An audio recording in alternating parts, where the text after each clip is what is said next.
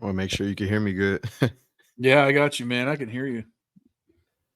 All right, man. Here we go. Bearded Bear Podcast. Mike Reese, along with me as always, my boy Angelo Pasquinelli. The Bears fall to the Chargers 30-13, now 2-6 on the season in a very ugly loss. Angelo, what the hell's going on? Uh, I don't know, man. All listen, we talked about it last week. We both said, hey, if you go down 14-0, you're gonna lose the game.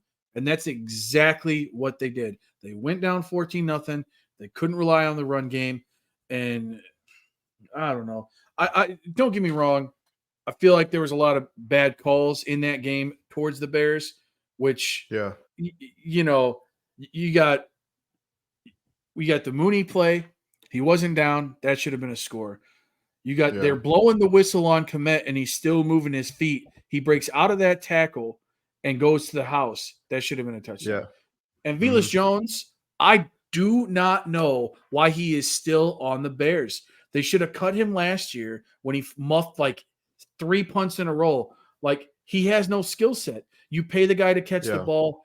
The ball, I don't get me wrong, it's not the greatest pass, but you get paid to catch the ball, and that shit hit him right in the chest. Like, come on, man. And yeah, and and Herbert did all of his damage in the first half. He had like 200 and some yards in the first half. That's crazy. And how yeah, do you let yeah, we talked about this last week. We talked about our fantasy star. We both had the same player. We said Austin Eckler. That is who you game plan for. How do you let Austin Eckler get 94 yards receiving on the ground? Come on, man.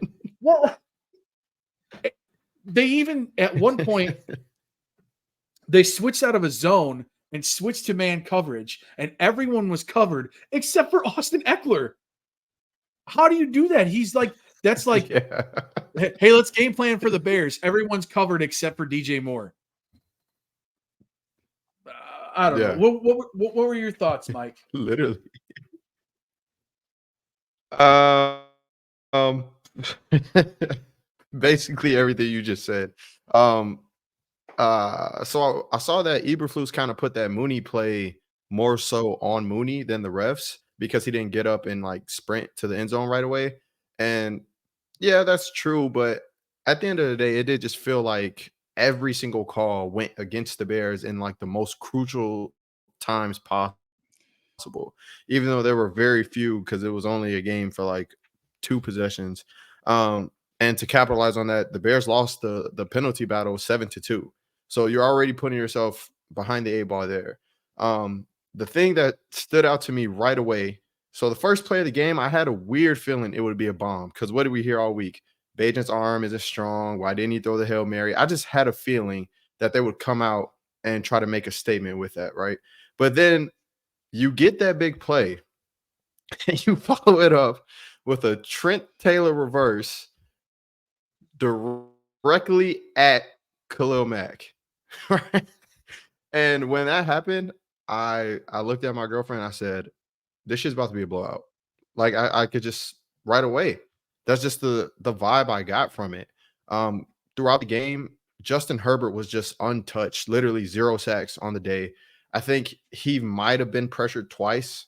I remember TJ Edwards pressuring him one time, and Yeah, I think twice. It Kyler, was him. Kyler maybe. No, it was him twice. Two third downs in a row. He popped Herbert twice. They were Yeah. good hits, So though. outside of that, though, yeah.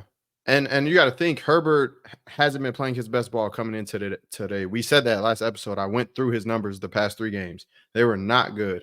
He has that broken finger, even though it's on his offhand. Like, still hit him, make him feel that pressure, make him think about that. At the end of the day, this is still a top probably 7 quarterback in the NFL. You've only played only Patrick Mahomes other than him this season. That zone bullshit, sitting back, letting him have all day, we knew it wasn't going to work. We said that going into the game. We said that. We both said that right here on this podcast. And Herbert ended up 31 for 40 with 298 passing, 3 touchdowns, 0 interceptions, 0 sacks, and a 127 rating. So you put Tyson in a situation where he just wasn't going to win. Point blank period, man. Like he's an undrafted rookie. I get it. He looks poised at times and he makes the right read, the short, all that shit. But you're asking him to getting a shootout with Justin Herbert. It's just not going to end up well. Nope, you're absolutely right. And so he had 2 picks, right? The second pick that Bajan Yeah. threw was really not on him. The first interception, he threw it right to the dude. That was a terrible read, Yeah. terrible throw.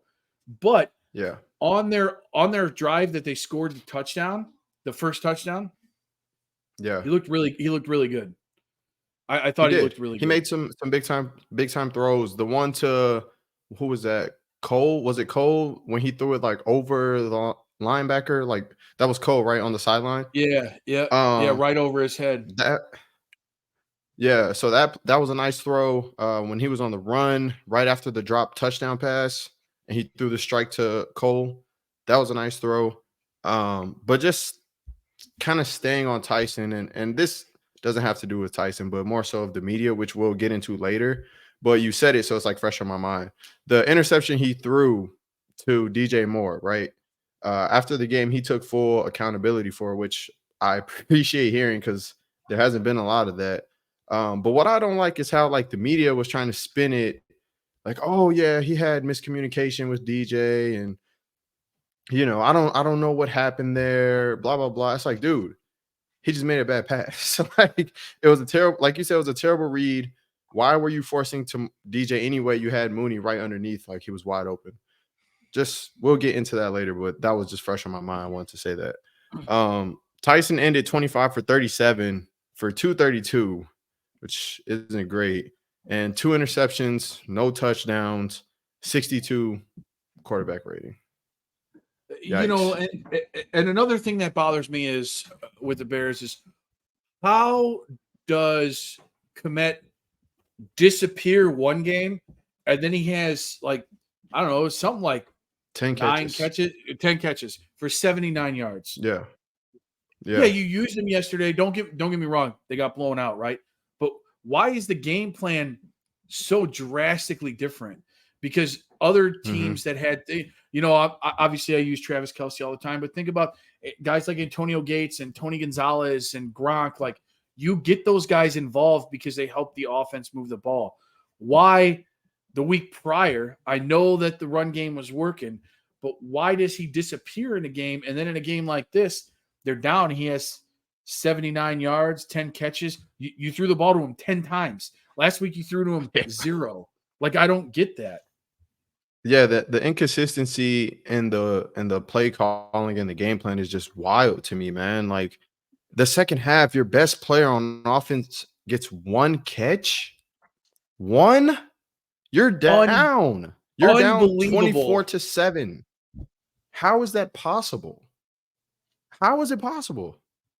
It like you said, it makes no sense. And the wild inconsistencies on both sides of the ball, I don't care about if Fields holds the ball too long or Bajan gets it out fast, whatever bullshit you want to say about the players.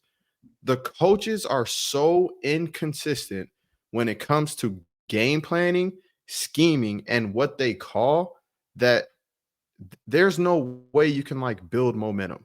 Like you said, you have the best player on the team, DJ Moore, right? The last full game we saw Fields in was what? The Washington game. They put up 40. Right. Who was the most targeted player? And who had the biggest impact in that game? It just makes sense. Your best player. Why wouldn't you target him? How does he get 1 target when it's a passing game in the second half?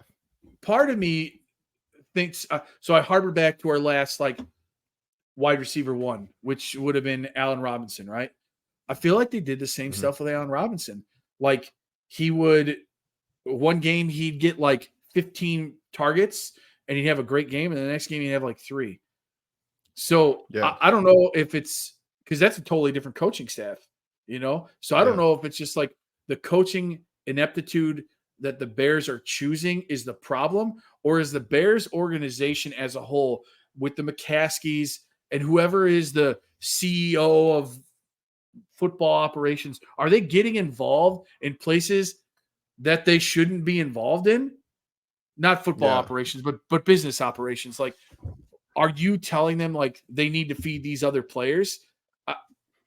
Right. That could just be, a little bit of myself thinking, how could it happen 2 times in a row when we had Allen Robinson, now we have DJ Moore, and I feel like the same thing is repeating itself, but we have different coaching. To me, it just doesn't make Yeah. sense.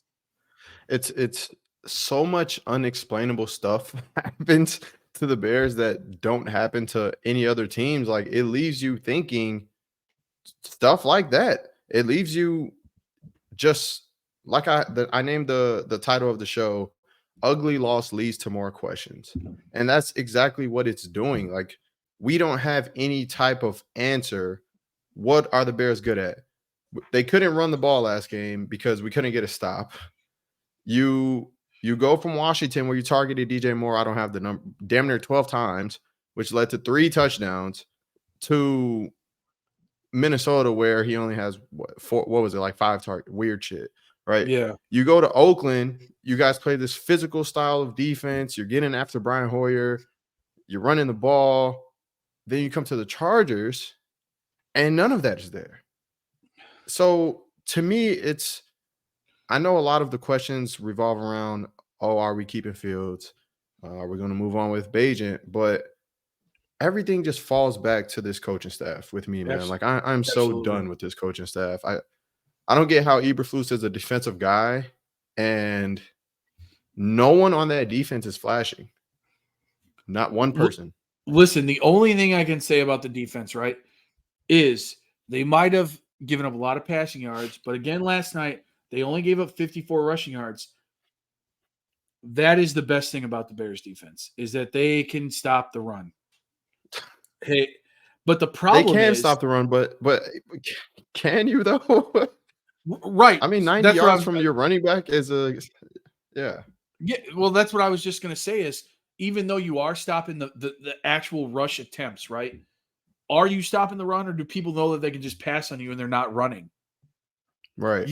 They're like, why are we going to run headfirst into this line that can possibly stop us when we can just throw the ball, and I could throw a screen pass and this guy can go for 90 yards, Right.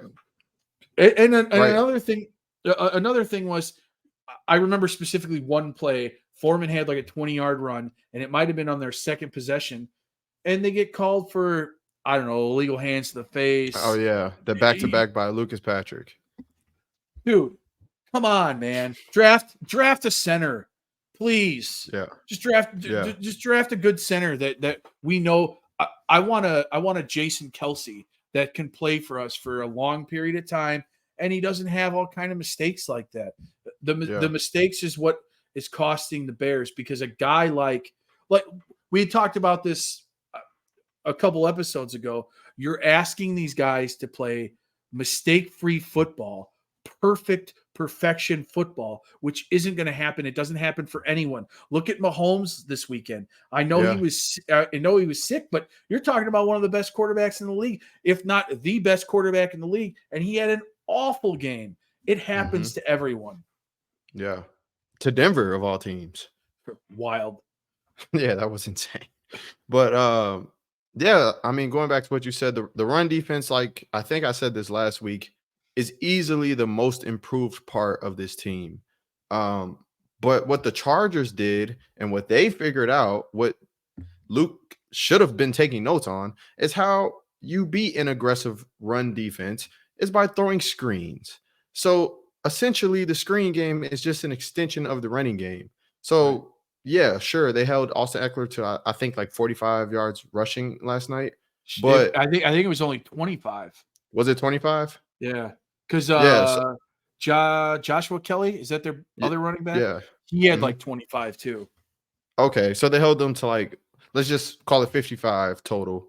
Um, but like you said, Austin Eckler has 90 yards receiving. He has the touchdown right before half, the crucial, which really put the nail in the coffin for me. Once that happened, I'm like, yo, they get the ball back after half.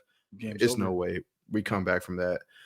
And who missed the tackle on that? TJ Edwards. Now, TJ has been probably the most consistent player on defense in my personal opinion. But still, dude, you gotta have it. Like fundamentals, you had him stuffed in the backfield, could have held him to 3. Maybe it's a totally different game at that point, but bad teams just they find a way to lose, man. Well, yeah. That's like all I can say. Then now we got a problem with Tremaine Edmonds. You know what's going to go on with him? I like him. I think he's a good player. I think he's a good leader. So unfortunately for him getting hurt, and then he did come back in the game, I think for a series, and then he came back off and he was on the bike pretty much the rest of the night. Yeah. You know, if he was able to come back, I don't think anything's torn, but he's probably going to miss some games, I would imagine, and that just opens up another hole. Yeah, so last thing I saw about the Tremaine Edmonds was that they avoided the worst case scenario, whatever that means. I don't know if that's like torn ACL, MCL, whatever, structural damage, I'm assuming, Yeah. but he will likely miss time. So if I had to guess, I'm thinking maybe like a sprained knee or, something that's like causing swelling and pain. Right. But the good thing about that is you have New Orleans Sunday, then the quick turnaround Carolina, then you get your bye. So if he misses those 2 games, I guess so be it. I don't know. I mean, At this point, I'm lost. Like, you're right. I mean, it couldn't be any worse. So Yeah. I have a question for you. Normally, you always have the questions for me, but we're going to move on from Eberflus. I can only imagine, right? Have So, to, I think. is there a coach out there you're looking for specifically? Like, I know that people have talked a little bit about Harbaugh because he's probably going to get in trouble in Michigan. He's looking, I'm sure he's going to leave and come to the pros, and he might get in trouble Yeah. in the pros, it sounds like, too. But people talked about Harbaugh. I'm a fan of Kellen Moore, who is the offensive coordinator. He was the offensive coordinator for Dallas. Now he's the offensive coordinator for the Chargers. I think he's pretty inventive kind of guy. And I think it's the offensive coordinator for Houston, coached under Shanahan in Washington. I can't remember the guy's name, but I'm also interested in him. Is there anybody in your mind that kind of like sticks out that you want to see at least the Bears look at, take a shot on maybe? Yeah. Honestly, man, I am so frustrated with that that we're even at this point, in week Yeah. 8. But I think I'm right there with like kind of the popular vote of Harbaugh, just because out of all the coaches that are out there, like he's the one with proven success. Um, but I wouldn't mind seeing Bieniemy, just for the Yeah. simple fact of he did play a big role in Kansas City. Rather people want to believe it or not, I don't think it was like a Nagy situation there. And the fact that he left to go to Washington and they're putting up points, dude, like week in, week out, he's putting up points with Sam Howell. Like you can't deny that part. Um, I think just him making that move and proving to people like I can get points with whoever kind of moves the needle for me a little bit. Um, and of course, just being around Andy Reid, you would hope that he took something from that. But I'm right there with you. I really like Harbaugh, Bieniemy, and I like Kellen Moore as well. I know he's not a popular pick just because a lot of people didn't like what he was doing in Dallas, but me personally, I like him, man. He's creative for sure. I think Kellen Moore, and let's like bookmark this, because if he doesn't come to the Bears and he goes somewhere as a head coach, I think Kellen Moore is the next Mike McDaniel. And Mm, I know that Mike McDaniel has a lot of speed on his team, which benefits what he wants to run. But I think Kellen Moore is so intelligent and he sees the game in a different way that he can adapt to, because they're not running the same offense that he was running in Dallas. They're running something different. no, they're not. Right. Yeah, So he adapts to whoever is there, which is kind of what you need. Especially if you're going to stick with Fields, yeah, you need to adapt to him. And if you don't stick with Fields, whoever you yeah, draft, you need to adapt to that person. yeah. That's our issue right now, man. Like Luke is trying to get Fields to fit into Luke's system instead of creating something to fit Fields. That's what creates a good coach. That's what a good coordinator does. They create a game plan and a scheme to fit their players. You're not always going to have the perfect players. Dude, you came from Aaron Rodgers. You're not going to have another Aaron Rodgers. Like, the only quarterback Unbelievable. you can name close is Mahomes, right? And even Mahomes holds the ball longer than what Aaron did. It's just not going to happen. He So literally he instead holds of the him, ball. He holds the ball to me too long. Mahomes. I think he it's going holds to it just as be long as Fields. They're one yeah. and two. I think that's going to be Mahomes' downfall in the end. I mean, he's just different, man. But Yeah, possibly every quarterback has flaws, man. right. I just think he tends to get hit more often than he probably should because He he's does take a looking lot for of the hits. Yeah. for that. I think if he is able to, and everybody does it, Michael, LeBron, Brady, they all kind of change their game as they get older. So if he's able to change the way he plays, his longevity will be there. But he's got to, I know we're going off on a little tangent, but No, you're good. I think yeah, that's very relevant in even this conversation because whatever coaching staff comes in, rather it's a new OC, new head coach, I hope it's all of it. But agreed. if they do stick with Fields, that is a question of like, do we stick with him? Because he has been hurt now every year of his career. And part of that is he does hold the ball too much, looking for, I mean, too long, looking for the big play all the time. And Mahomes has the same thing, but Mahomes does have times where he gets rid of it quick. But I do agree with you. Like he's been hurt a lot too, as well. You also Those got to stats add put up. a line in front of him. You know what I mean? Like you can't just expect the guy to not hold. He's got to hold the ball long. So I would like to know. I'm sure there's some kind of breakdown somewhere of like the times that he holds the ball long when he has a clean pocket compared to a dirty pocket. I'm Yeah. sure 90% of the time it's the pocket's collapsing, and that's why he has to hold the ball. So part of it's on the offensive line. If you can give the guy a clean pocket, he might get rid of the ball faster. Yeah. And also with Fields and Mahomes, they're improvisers, man. A Yes. lot of that time goes into them just like scrambling around, especially Mahomes. Like how many times have we seen him just backyard football back there just running around and he makes it like he's deadly outside the pocket. So Oh, we definitely went off on a tangent there, but it is relevant because when you're talking about the next coach coming in here, do they allow things like that to happen, or is it going to be another, Getsy situation? Like this is how it is. 2 steps, it needs to be out. Like whatever. Moving. before you move on, Yeah. that will be on Ryan Poles, though. Ryan Hmm. Poles should pick a coach that will adapt. If Yeah. he doesn't, that's on him. You Yeah. can't pick another. You can't because in the grand scheme of things, if you're the head coach, I think that's the problem with Eberflus. He's too like soft spoken. If you pick a coach that picks an offensive coordinator and the offensive coordinator says, "Hey, we're going to run it this way." If I'm the head coach, I'm going, "That's not his strong suits. Why are we going against that?" Right. And if you can't figure that out, if I'm Eberflus, I go to polls and say, "Hey, we need to fire this guy. Give me some, give me someone else." Yeah. Oh no, I get. Hey, this is the league of results, man. If you're Yeah. not bringing results, like you're all going down. The only reason I think Poles gets next year too is because essentially he didn't like go through the whole coaching process from scratch. Like they already had a few guys picked out. They're like, yo, we kind of like Eberflus.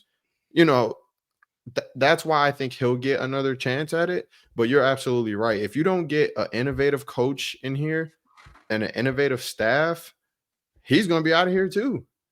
So it's in their best interest to figure that shit out, dude. Yeah, because like you said, if this next go round is terrible, Poles is not the GM anymore. No. And speaking of polls, that's going to lead us into this next topic. So the trade deadline is tomorrow at 4 o'clock Eastern time, 3 Central for us. So I know I'm going to be watching the phone all day tomorrow. Do you think the Bears make any moves before the deadline? Man, I don't know. I would love for them to make a move. So I was reading earlier, Washington's interested in moving from Chase Young and Montez Sweat. I'm Hmm. interested in either one of those guys. But the problem is you have to sign them to a long-term deal. And what are you going to give Washington in return? Right.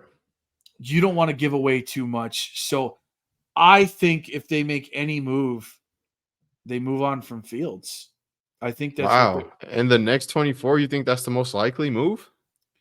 well, we had right before we started recording, we did talk about how they've already named Bajent as the starter for the Saints game. It's Yeah. a little odd to me that you name him the starter already and practice hasn't even started. You haven't even seen what Fields can do at all Right. to just be like, hey, Bajent's the starter. I mean, unless they know for sure, like, hey, Fields isn't where we need him to be to run the offense. But I mean, could he be any worse? I guess is my question. I mean, Yeah. while I'm watching the Chargers game, I see Justin Fields with a play sheet in his hand as they're calling the plays. He's got, the microphone's usually down here. He's got the microphone flipped up. He's Yeah. calling the plays on Yeah. his knee, snapping the ball, like he's in the game. Yeah. What else do you want from your quarterback who's trying? That just shows you. Listen, I'm not a Ohio State guy. I'm a Michigan guy. I wasn't super psyched about Justin Fields, but that right there shows me that this young man wants to try. He wants to play. He wants the chance to go and prove everybody wrong. And you guys are acting like he just doesn't care. That's what Yeah. I'm getting from it. I'm getting that the Bears, at least coaching staff, is acting like he doesn't care. Yeah. The I'm guy. definitely getting weird vibes, but continue. No, I was going to say that the guy calls out the coaching staff, and like I think he's just such a good person. He's not just like a lot of these football players who like we'll take Aaron Rodgers for example. He's kind of a dick, right? I mean, just in general, he's just kind of a dick of a person. I Yeah. feel like Justin Fields is actually a good dude. So he's not the kind of person who's like he's so professional that like I don't want to make a rift between the coaches and the players in the locker room. I'm just going to act like everything's fine, even though I said something. I wasn't really in the right headspace. But then you act like he doesn't care. So Yeah. Justin Fields sticks up for you guys, and then you don't stick up for Justin Fields. Yeah. I don't know, man. I don't know if Poles will make that move, but if they were going to trade Justin Fields to anybody, I think they should trade him to Atlanta. I think they Yeah. can get it. I think they can get a decent amount from Atlanta. Um, I I don't really want to see Justin Fields go. I want to see him. Those two flashes of the Denver game and the Washington game made me want to see more of them. I know in Minnesota, not in Minnesota, but against Minnesota, he didn't really play that well before he got hurt. Yeah. But like we talked about before, everybody has bad games. Yeah. But I want to see a couple more games with Fields and what he looks like, what he can do. If he keeps throwing 3-4 touchdowns a game with no interceptions and he only gets sacked a couple times because he's making the right move, he's making the right read, that thing in his head might finally be clicking. Right. Um, I'm other right there than with you. other than that, I don't know if they make any other moves. I just feel like they got all this money to spend in the offseason. They have a lot of draft capital, and they could probably get more if they really wanted to.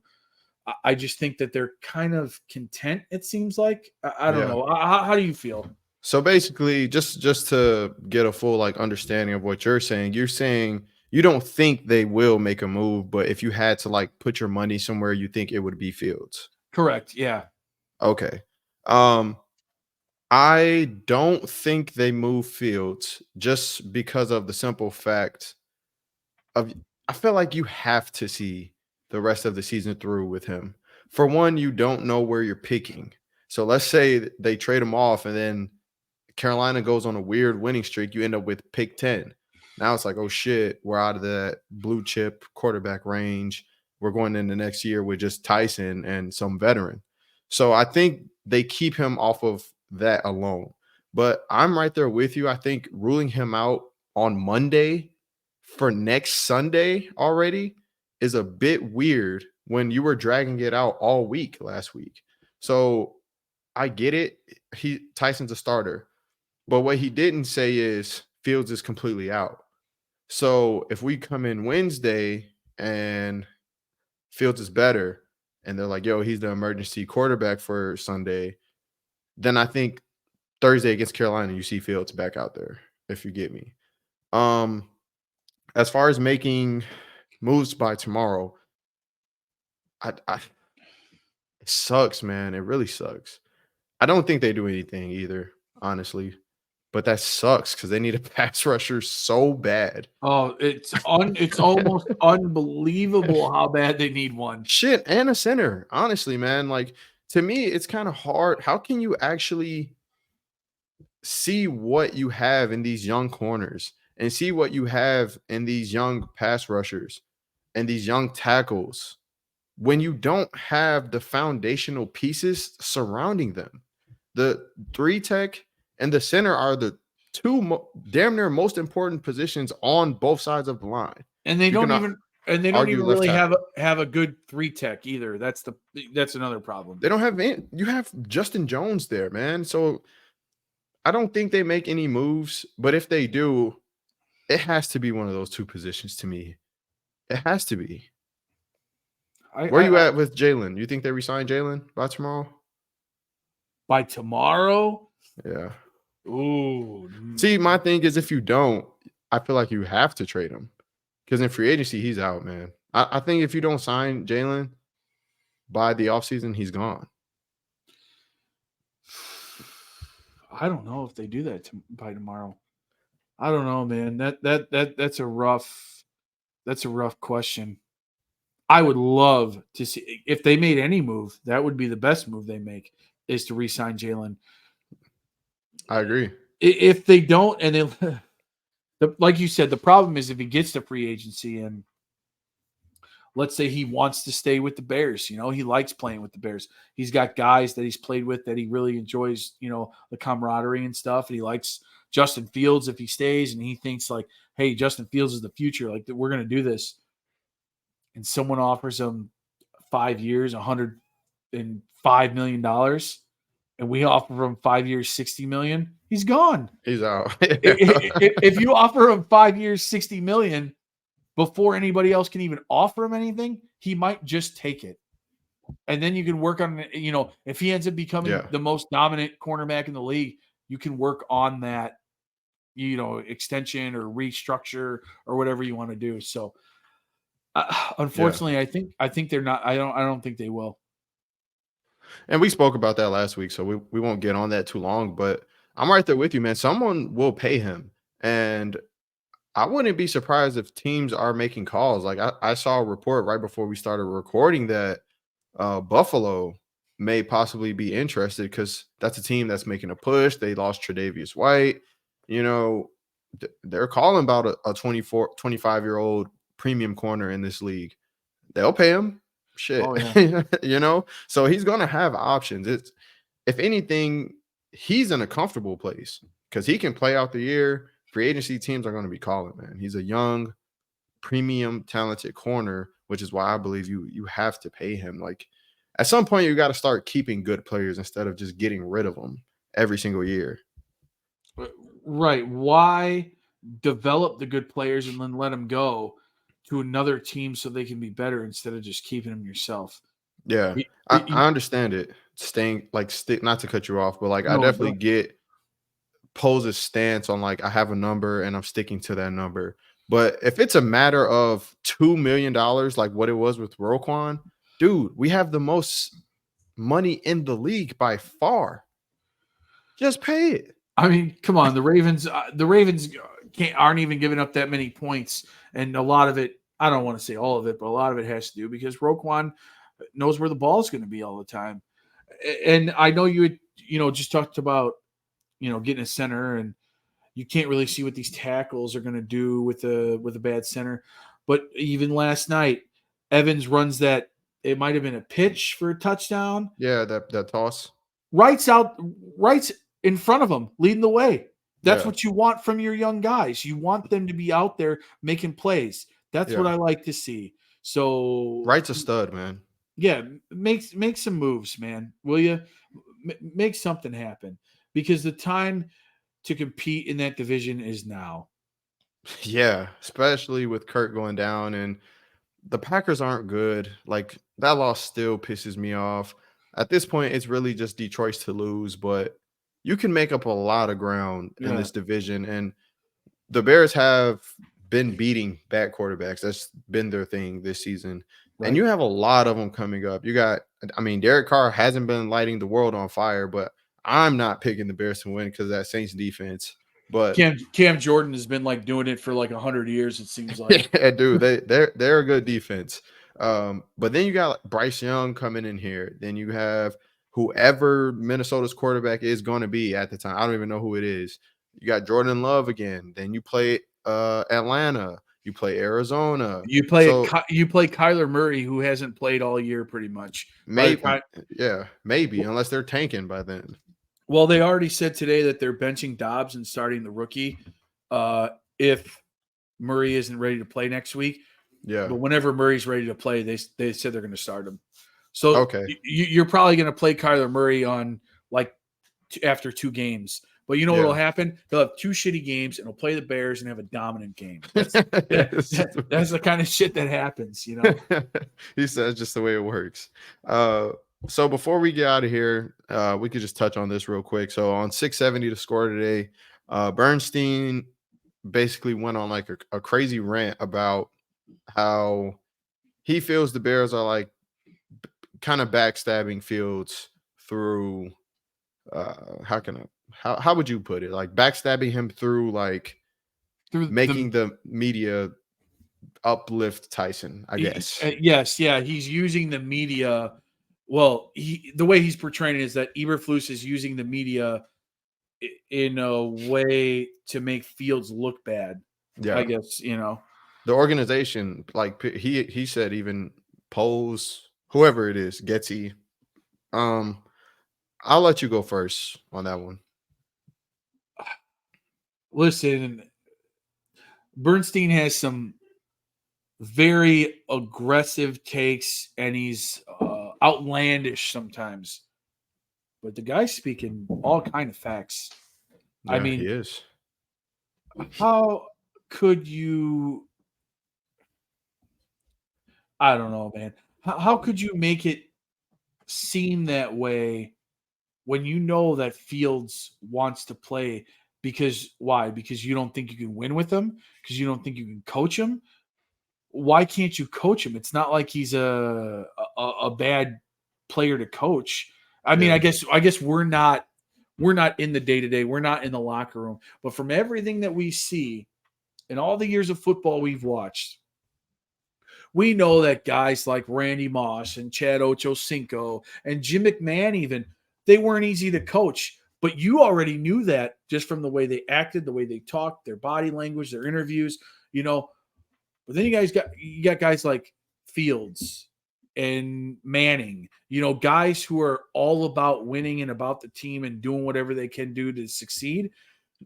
So to me, it makes it seem like Fields has to be coachable. But if you don't know how to coach him and Gase doesn't know how to coach him, that sounds like a you problem instead of putting everything. It seems like they're throwing everybody under the bus. Yeah. It's not me, it's Fields. It's not me, it's Gase. It's Eberflus doesn't have a problem. I didn't do it. It's not me, it's everybody else. But you're Yeah. not going to save your job like that. That's No. what causes you to get fired. Because at the Yes. end of the day, you are the head person in charge. You make all the decisions on what happens. So everything falls on you. And if you don't make the right decisions, you're gone. Yeah. Yeah. I mean, for sure, man. It does it makes everyone's life easier if Fields is the guy and you can bring that out of him. It benefits Getty. Like, look what I can do, changing up my scheme to fit this talented player, and now he's a top 10 quarterback. You're on your way to a head coaching job. It benefits Eberflus. We're starting to win games now with an up and coming quarterback with his number one receiver who they have chemistry that keeps your job going. It benefits Fields because now there's no doubt about it. You're the guy, you're getting paid in the third biggest market that is starving for a quarterback. It benefits every single person. I'm not going to say that that's what they were doing. I'm not, because that's like a bold claim to make that they're purposely saying, yo, build up Tyson and tear down Justin. But after watching that game last night and hearing the commentary, you would think that Tyson was the one that threw for 300 yards.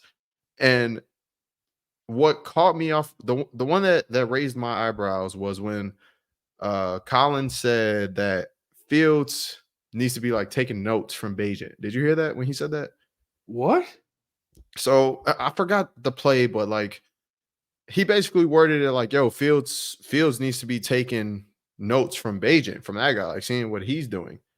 And dude, Fields is hurt for one. For two, the last full game we seen Fields play, he threw for 282 yards, 4 touchdowns, and a 125 passer rating, and a 40. They put up 40. Bajan hasn't even thrown over 250. They lost 30-13. Why would Fields take notes on that? Now, exactly. But what I will say, because I don't want this to come off as if I hate Bajan and I'm bashing Bajan, because I'm not. And I said myself, I think maybe Fields seeing Bajan get the ball out fast will help him sometimes be like, you know what, I just don't have it this play. That's fine. That's just watching reps.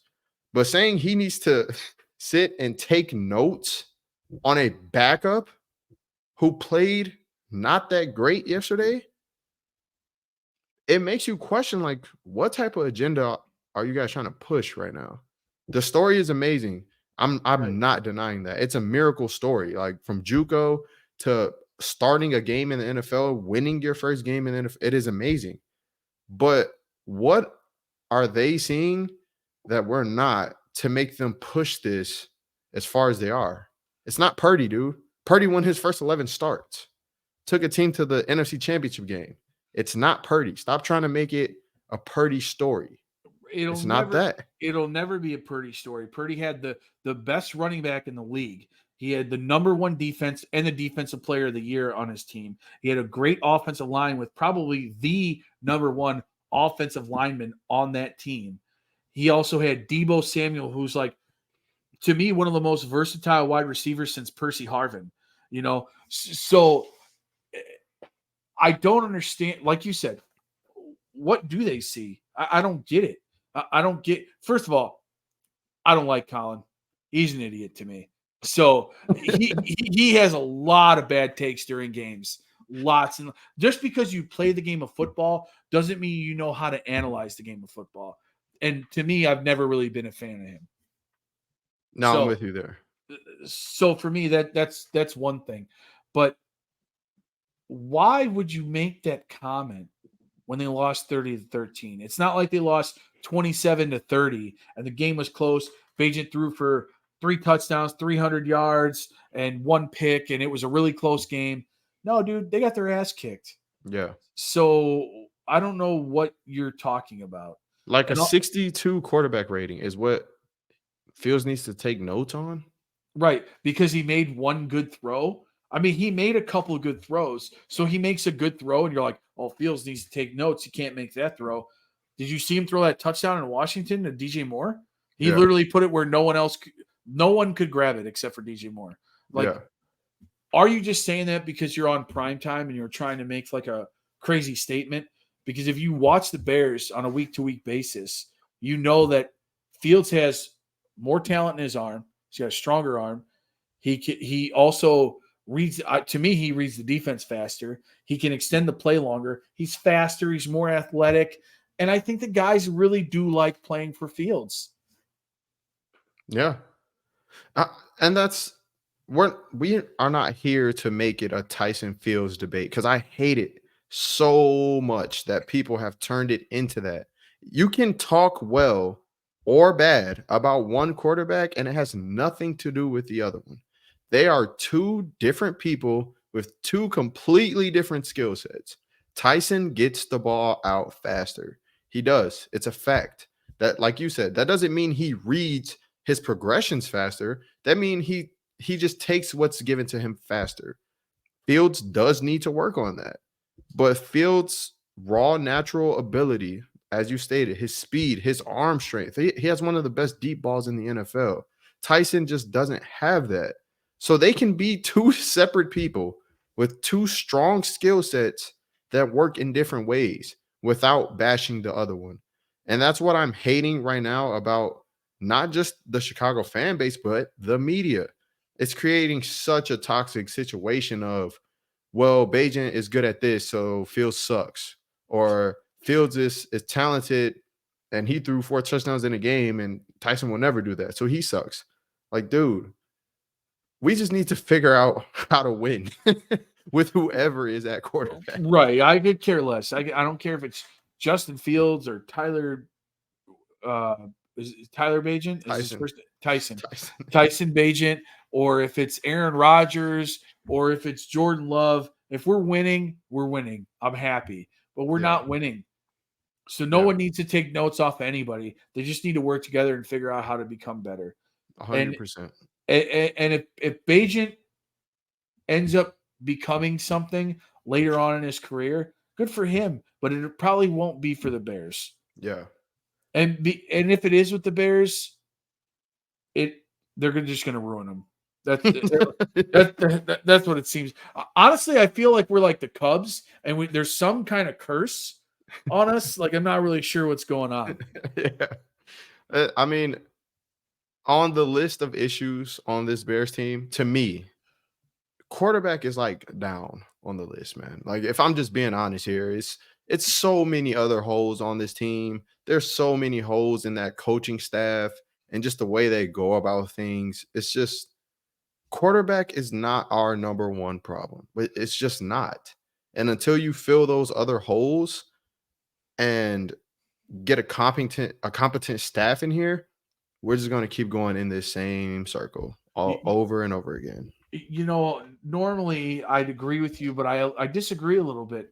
Quarterback is a problem, whether we figure out with Justin Fields or whoever. But if you look at all the teams that win Super Bowls and go to deep in the playoffs, they all have great quarterbacks. Well, quarterback is an issue. It's not the main problem, is what I'm saying. Yeah, no, I don't even think it's top 3 problems, honestly. And I'm just kind of playing devil's advocate a little bit too. Yeah. I feel like it is some sort of a problem because we don't have that Patrick Mahomes, Josh Allen, Justin Herbert type guy yet, and it could be Fields. It's just the offensive coordinator doesn't call the plays right for him. Now, if you get a guy who fits Fields' scheme and Fields isn't performing, then Fields might not be the guy. And I know you're always going to have a little bit of bias towards Fields. And that's okay. That's perfectly okay, because why wouldn't you want him to be like one of the first Ohio State quarterbacks to come out and be super successful? I mean, people are going crazy over CJ Stroud in Houston, but he's only played 1 year. Let's see what he does. Not even just that though, but like all my years of being a Bears fan, like I know I'm still relatively young, but I feel like even honestly anybody that's been a Bears fan their whole life, if there's one thing we can all agree on, is we've never had a quarterback as talented as Justin Fields. So when you see that type of talent, especially like what he did last year, and when you just see these amazing things, to me, it's like, dude, you have to find a way to make this work. And I am always going to be like slightly biased, but I'm a realistic Bears fan at the end of the day. So I want the team to win, whether it's with him or without him. But I feel like if you build up an actual team, build up the trenches, get the weapons out here, get a competent coaching staff, there's no reason that you can't win with him. Like this might sound crazy, but talent for talent, just the talent alone, not stats and all that other shit. Hurts and Fields are not far off. The difference is one is in a excellent situation with excellent staff around him, and one isn't. And that's my honest opinion. Honestly, I can't really argue with you there. I agree. I mean, he has one of the best talent, just talent. But like you said, around him, he's got one of the best offensive lines in the league. He has arguably probably the second best receiver in the league. He's tearing it up right now. Right. And then their second receiver isn't like he's trash. They got Devontae Smith. He's good. Their running backs probably aren't the best, but still behind that offensive line, they're getting some work. And their defense is like literally, their defense is so tough. They would not be where they're at right now if it wasn't for their defense, because Hurts actually isn't playing that well this year. Right. No, he's not. He's coming off a good game Sunday, but before that, he's been average, dude. He's been average, man. And they're 7-1. Right, which goes to show you that if you I guess like you said, if you have all those pieces that you fill out and you put a quarterback in that position, you can win games. You can. You have to fill out the roster, though. You have to build the team and get a competent staff before we can say, like, okay, now quarterback is the main issue. Yeah. So we'll wrap it up here, man. Anything else you would like to add? I just got a couple things I want to talk about real quick. Unfortunately, Mike has already talked about it, but unfortunately, Kirk Cousins went down with a Achilles injury, which even though he's in the division and I don't want to see the Vikings win, I hate to see guys go out like that. Yeah. And if you watch the quarterback documentary on Netflix, you really see how good of a person Kirk Cousins is. Yeah. So that's really sad to see. Also, extremely likable dude, man. Absolutely. Also, Kendrick Bourne tore his ACL over the weekend, and I'm a big supporter of him. I think he's a great player, and it's really sad to see that. It looks like Fournette is probably going to sign with the Bills in the next couple of days, which I think is very cool. I'd like to see him back on the field. Perfect timing for Buffalo in the playoffs. I just don't think James Cook is getting it done, man. No. So actually, it seems like Latavius Murray has been played better than James Cook lately. So unfortunately, James Cook's starting role is probably over. Mike did call me or text me earlier. We talked about Leonard Williams going to the Seahawks for a second-round pick, which the Bears probably could have done, which is a crazy cheap and a great move for Seattle, especially making that push after winning against Cleveland over the weekend. I thought that was really good. And also I want to touch on real quick, Will Levis's debut was humongous. He balled out.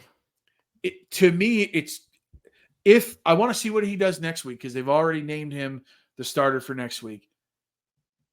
If he has another great game like that, I can't believe he dropped so low. Because that is crazy. Yeah. I mean, it would only be a 2-game sample size, but just like the hype he had before the draft, for him to drop all the way to second round. Yeah. And like he lights it up like that after 2 games, you definitely start having those thoughts like, what did they miss there? What did he throw? 4 touchdowns? 4 touchdowns, yeah. Insane. 3 to Hopkins, I believe. 4 touchdowns didn't someone got hurt? He didn't start the game, right? No, he did start. He started.